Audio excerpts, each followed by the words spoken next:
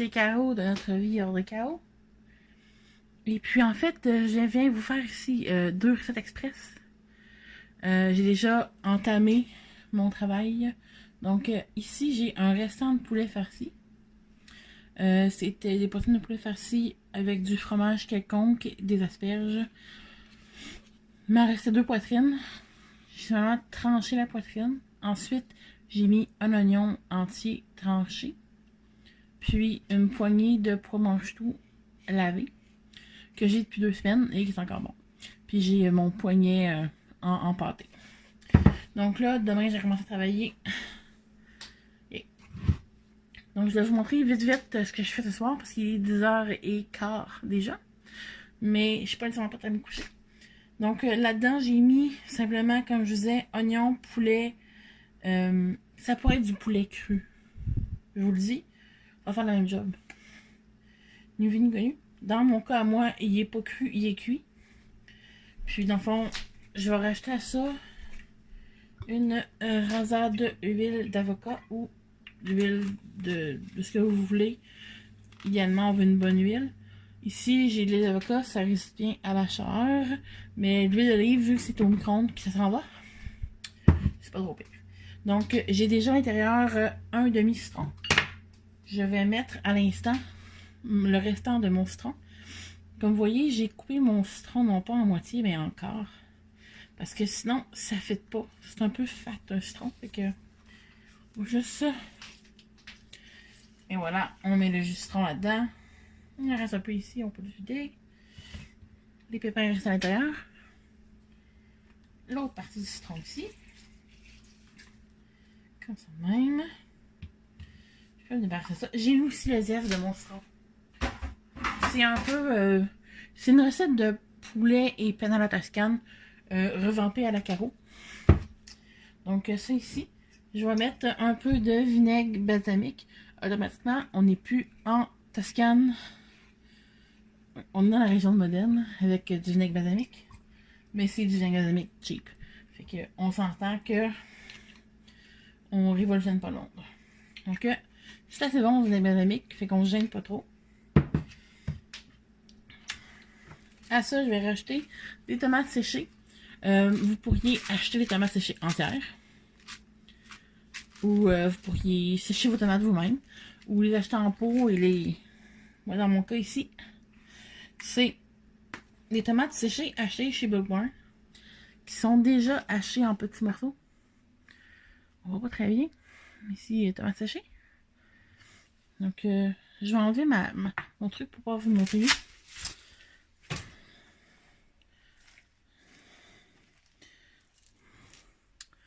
C'est des petits morceaux comme ça. Donc, ma recette initialement disait un quart de tasse. Donc, on peut en mettre quand même une pas pire quantité.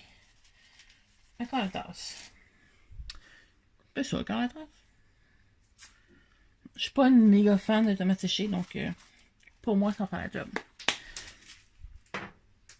Donc, j'ai racheté du romarin. Ça, j'aime bien. Ma recette actuellement disait du romarin frais haché. Je n'ai pas de frais haché. Mais j'ai du sec. J'aime ça, le romarin. C'est bon, du romarin. Oui, je mesure avec ma paume. Ça me dérange pas vraiment. À ça, on va racheter ça, les poivres. J'ai un mélange ici que j'ai acheté aux États-Unis, qui est un mélange de sel, poivre avec de l'ail et des affaires qui goûtent meilleur. Donc, oups, on va l'ouvrir un peu. Et je vais en mettre un tout petit peu comme ça. Pas beaucoup, juste un peu. Parce que je vais racheter à l'instant une canne de soupe condensée. Ce n'est pas le genre d'aliment que je cuisine en général, mais ça vient d'un livre de recettes que ils servent de ça, des cannes. En fait, c'est un livre de recettes d'une compagnie, pas celle-là. Donc, je vais ouvrir ma canne. Et là, on va aller délicatement parce que là, j'ai pas mis mon protecteur au poignet. Mais ça se fait quand même bien. Je pourrais le faire aussi comme ça. Ça serait... Ah, il vient d'ouvrir. Là, je viens prendre ça ici. Et mon pot de canne s'ouvre. Mon couvercle de canne de soupe s'ouvre magiquement, sans rebord coupant. Donc ça ici. On rince puis on met au recyclage, les amis. Donc je vais verser ma canne de soupe ici. Là-dedans.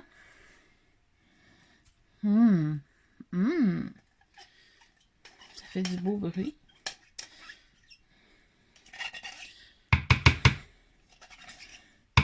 On va essayer d'aller chercher le maximum de ma canne.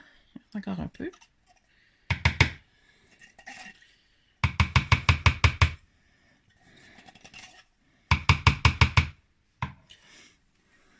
Je vais la remplir en entier, ma canne. On va mettre de l'eau de la balance. Parce que je vais rajouter à ça des pâtes alimentaires et je veux les faire cuire à l'intérieur. Franchement, je sais pas si ça va être nécessaire. Je sais pas si j'en ai mis assez d'eau. Mais c'est pas grave. C'est pas grave. Au pire, on en rajoute. Donc, je vais ma bouteille d'eau ici. Je vais intégrer ça de l'intérieur. Excusez, je vous ai avancé un peu.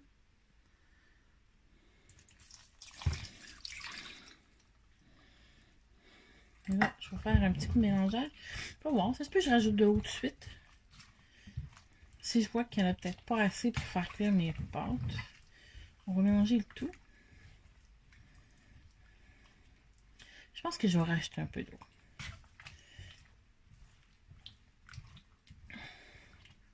Parce que j'ai peur qu'il n'y en ait pas assez dedans. Donc, je vais rajouter de l'eau. On improvise dans la vie. Je vais racheter une canne complète. Je m'excuse encore, j'accroche tout le temps. Ça brasse par ici. Donc, ma canne d'eau, comme ça. Donc là, c'est ici. Là, à ça, moi, j'en ai racheté des boucles. Des boucles. À la l'œil. Je vais avoir à peu près une tasse et demie. À peu près. Une tasse et demie. On est juste deux. Donc, je ne veux pas avoir méga platé avec trop de pâte alimentaire. Donc, et voilà, je vais mettre ça comme ça au micro-ondes. Je pense que ça va être beau. Donc, ici, ça a l'air bien quand même. On se revoit tantôt. J'ai mis tantôt mon plat dans le micro-ondes pour 15 minutes. Présentement, la pression est en train de descendre. Il est sur la table de cuisine. Entre-temps, j'ai préparé ma deuxième recette que je fais rapidement pour être prête pour demain et après-demain. Donc, ici, dans mon plat, j'ai mon restant de pois mange-tout. J'ai quelques poivrons miniatures tranchés et pépinés grossièrement, des morceaux d'oignon. À ça, je vais rajouter du poulet qui était préalablement cuit et conservé dans mes frisettes. Et oui, j'écris sur mes frisettes. Ça s'enlève avec un peu d'eau. Là, il y a un petit peu d'humidité, mais avec de l'eau, il va partir comme il faut. Par contre, on l'enlève avant de le mettre de la vaisselle. Sinon, ça fixe un peu plus la couleur. Donc, il faut juste penser à le faire avant. Donc, j'ai rien mis en conditionnement à l'intérieur. J'ai vraiment juste mis mes légumes. Dans le fond, je vais mettre mon poulet qui est déjà cuit, qui était assaisonné barbecue, mais dans le fond, c'est quoi l'assaisonnement barbecue? C'est juste du sucre, du sel, du sucre, du sel. Okay, je l'ai fait préalablement griller dans ma micro-pro grill. J'adore avoir du poulet déjà cuit. Ça pourrait être cuit, ça pourrait être du poulet déjà cru. Je trouve que ça me simplifie tellement la vie de l'avoir cru. Alors voilà, ça c'est ce que ça me prend au départ. À ça, je vais racheter déjà une tasse de riz. Puis, je vais racheter mes assaisonnements. Avec le riz, je peux le mettre maintenant. Avec les pâtes, j'attendrai la dernière minute parce que je trouve que c'est moins bon. À ça, on va racheter du cumin. Je vais aller à l'œil et oui, j'achète mon cumin aux 520 grammes parce que j'en passe quand même beaucoup. Ça sent vraiment bon. Chez nous, c'est une épice qui fonctionne vraiment bien et j'en mets beaucoup. Ça me dérange pas en tout. C'est une épice qui passe très très bien à la maison. Et ici, j'ai de la coriandre en feuilles que je vais mettre également dans mon... et à l'œil. Et je prends dans mon gros contenant parce que ceci il passe vite. Donc ma coriandre en feuilles comme ça, et ça pourrait être du persil à la place là, si vous n'aimez pas la coriandre. Mais je trouve que sèche, elle parfume différemment. Je sais que la graine est différente aussi. Là, c'est autre chose. Donc là, ici, j'ai mes assaisonnements. Je vais racheter à ça de la purée d'ail. Oui, j'y vais pour le shortcut présentement. Je pourrais prendre du sec aussi. J'ai le même format dans le sec. Et là, j'ai acheté tantôt. Parce qu'il est en liquidation. Puis, en fait, il expire au mois de mars 2020. Mais j'avais de l'huile à racheter dans ma recette. Je ne rajouterai pas d'huile. Puisqu'il y en a à l'intérieur de cette purée. Et de l'ail, c'est en bon. Donc, on va aller avec une... Au moins. Pas pire. De l'ail, c'est tout le temps bon. Fait que c'est pas difficile. Je pense que mon pot ne durera pas longtemps. C'est pas grave. Donc, comme ça ici. Ensuite, je vais rajouter de la salsa. Franchement, là, j'aurais pu mettre même juste des tomates en concassé ou quelque chose. Ou faire ma propre salsa. Mais là, comme il est 10h42 et que je n'ai pas de salsa fraîche prête, je vais simplement mettre mon restant de salsa que j'ai déjà dans le réfrigérateur.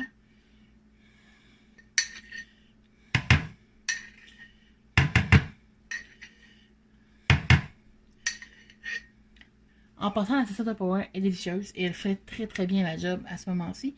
Peut-être que je mettrais mes morceaux plus petits, mais ça ferait une très très belle job, sans aucun doute. Donc ici, s'il y en a qui ont des épices sud-ouest, ça marcherait sûrement très très bien aussi avec ça. Ça rajouterait du piquant. Parce que dans le fond, vraiment, il n'y a pas de piquant là-dedans. C'est vraiment juste du goût. Le cumin, c'est pas piquant. L'ail, peut-être que certains peuvent trouver que c'est piquant, mais c'est pas piquant. Ma sauce à ça, elle est moyenne. Mais techniquement, elle est comme diluée dans mon plat. Je dirais. C'est pas comme une infusion de... Donc ça ici. S'il me reste à mettre à l'intérieur, je vais mettre... C'est sûr que la recette demandait du bouillon. Mais je ne sais pas si j'ai du bouillon. Mais j'ai sûrement quelque chose qui fera de pareil.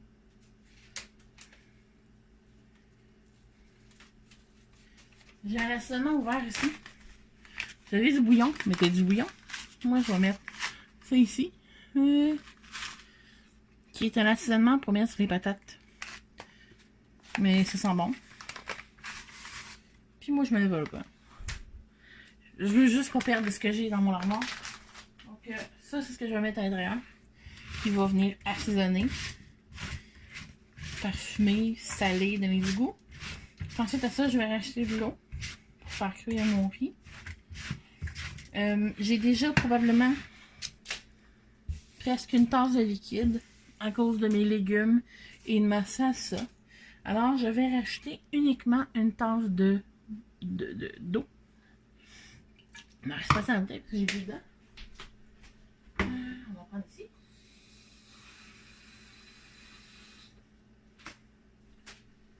Donc, ici, je vais racheter une tasse d'eau pour faire cuire mon riz. trouve qu'il n'y a pas beaucoup de liquide. Mais j'aime mieux rajouter du liquide. Je sais pas. Je pense que je vais racheter une demi encore. Ouais, même. Je vais racheter encore une demi tantôt. Juste pour dire que c'est un petit peu plus mouillé. Mais comme je dis, mes légumes vont relâcher de l'eau en cuisant. Et il y a de l'eau aussi dans ma salsa. Je veux pas non plus une bouillie. Donc je vais partir à la cuisson de mon plat comme ça ici. Qui est un one pot meal parce que dans le fond tout est là-dedans. Je rajoute pas de sel, mais peut-être que je peux rajouter un peu de poivre. On va y aller du moulin. En ne bougeant que ce poignet-ci.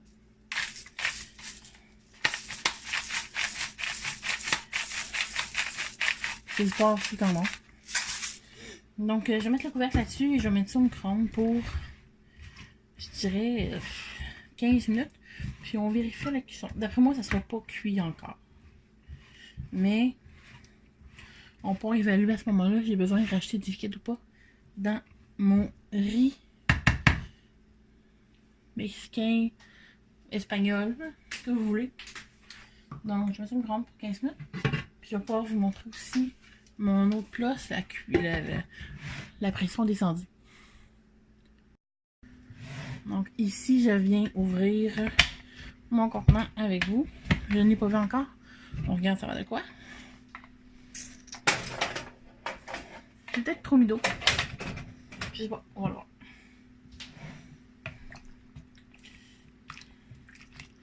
Je crois que j'ai mis trop d'eau. C'est des choses qui arrivent. Mais je veux pas une soupe. Mes pâtes sont-elles cuites? Je crois que des fois on risque quelque chose, des fois c'est pas tant. Mes pâtes ont l'air cuites.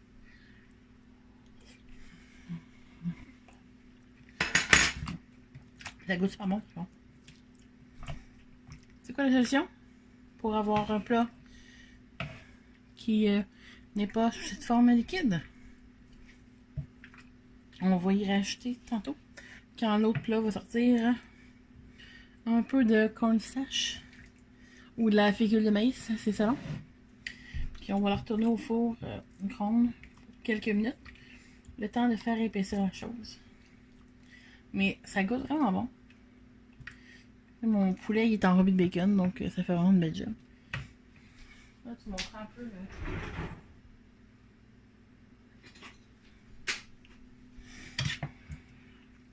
Ça pourrait être une belle soupe, mais à la maison, il y a des gens qui n'aiment pas la soupe, donc on n'ira pas vers la soupe. Mais vraiment, je vais juste racheter de la cornstarch ou feuille de maïs. Puis ça va épaissir, ça va être comme un poulet en belle sauce. Ok, voilà. Donc à l'avenir, ne pas trop racheter d'eau, ne pas avoir peur et en mettre moins. Le cuiseur pression, c'est un essai-erreur. Il y a très peu d'eau qui s'échappe. Donc, parfois on se retrouve avec une saison parce qu'il y a trop de liquide à l'intérieur. Mais le bouillon est très très bon. Juste, j'arrivais à goûter le bouillon à travers les pâtes alimentaires.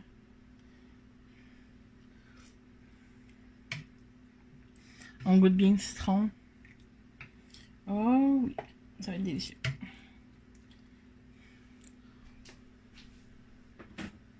Donc, à tantôt. Mon plat est terminé.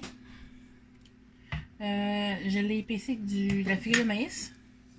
Puis quand on regarde la texture, on a vraiment une meilleure texture. Beaucoup plus onctueux. Ma sauce ici. C'est ce que je voulais. Donc, ça va être un repas qui va être servi soit demain, soit jeudi soir. Bon, au moins, ça, c'est prêt à manger. Puis j'attends. J'ai remis mon riz.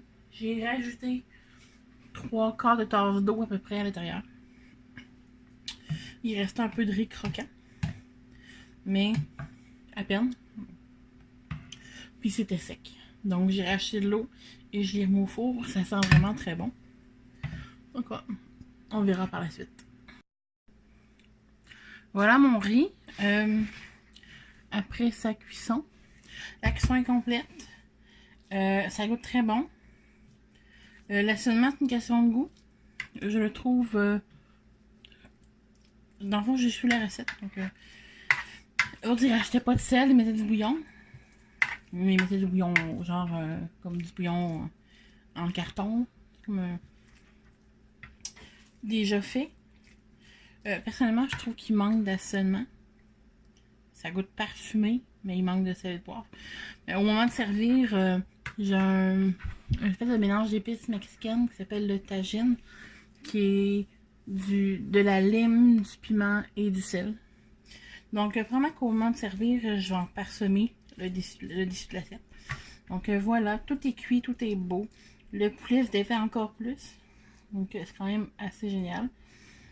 Celui du poulet cru serait parfaitement cuit. En lanière, évidemment. Donc, voilà mes recettes. Tout se fait relativement rapidement. Je dirais qu'en tout, chaque plat a pris 20 minutes à faire. Donc, puis j'ai pas eu besoin de l'occuper, il était au four micro-ondes. Pendant que je faisais un, l'autre était au micro-ondes. Donc, pour moi, c'est un good, win-win. On va ramasser ça. Il est 11h15, je vais me coucher. Bonne soirée.